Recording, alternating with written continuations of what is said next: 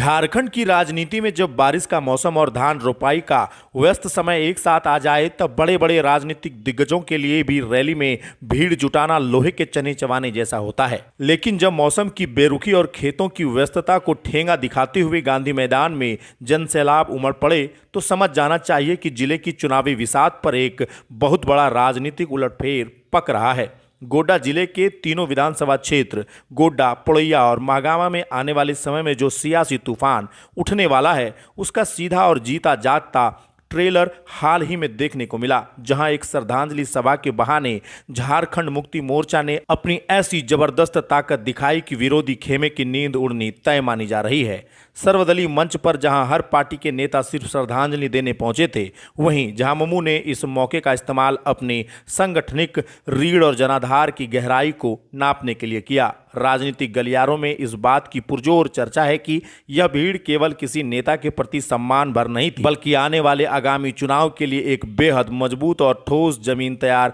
होने का स्पष्ट संकेत है। अतीत में गोड्डा का इतिहास भले ही बहुकोणीय मुकाबले रहा हो, लेकिन वर्तमान परिदृश्य यह चिल्ला चिल्ला कर कह रहा है कि भविष्य के चुनावी परिसीमन और समीकरणों में झामुमो जिले की तीनों सीटों पर एक तरफा दबाव बनाने की ओर अग्रसर है। इस पूरे शक्ति प्रदर्शन के पीछे जिस एक शख्स की रणनीति और कमान सबसे ज्यादा चमकी है, वे है झामुमो जिला अध्यक्ष प्रोफेसर प्रेम नंदन मंडल, जिन्हें पार्टी ने जिले की कमान सौंपी थी। वे उस परीक्षा में 100% खरे उतरे हैं और दबी जुबान में अब हर कोई उनकी संगठनिक कुशलता की तारीफ कर रहा है। अवसर था दिसोम गुरु स्वर्गीय शिबू सोरेन की पहली पुण्यतिथि का, जिसकी शुरुआत गोड्डा बायोडायवर्सिटी पार्क में उनकी भव्य आदमकद प्रतिमा के अनावरण से हुई। संथाल रीति रिवाज के अनुसार सरकंडा मौजा के मांझी हड़ाम, योग मांझी और परगनेत किस्कू, विपिन किस्कू, राजेश मुर्मू, प्रेम मुर्मू एवं मनोज किस्कू द्वारा पारंपरिक पूजा अर्चना के बाद झारखंड आंदोलनकारी स्वर्गीय साहेब राम मुर्मू की धर्म पत्नी फूल हेम्ब्रम तथा आंदोलनकारी जोहन मरांडी के कर कमलों से प्रतिमा का अनावरण किया गया।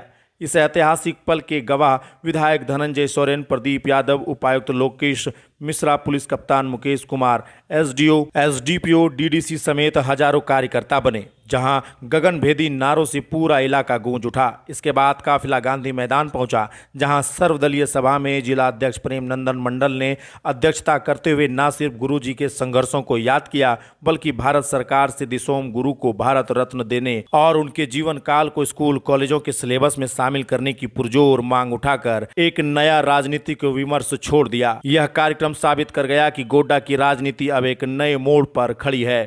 आज गुरुजी का प्रथम पुण्यतिथि है और उस पुण्यतिथि पर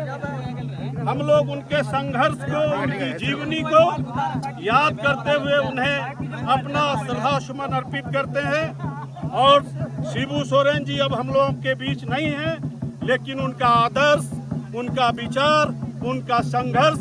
हम लोगों के जीवन पर्यंत, और जब तक ये धरती रहेगी, ये आसमान रहेगा, ये सूर्य रहेगा, ये प्रकृति रहेगी, तब तक उनका संघर्ष यहाँ लोग याद करेंगे। आज के दिन में पुनः एक बार उनको हम लोग नमन करते हैं, श्रद्धा सुमन अर्पित। पार्क का नाम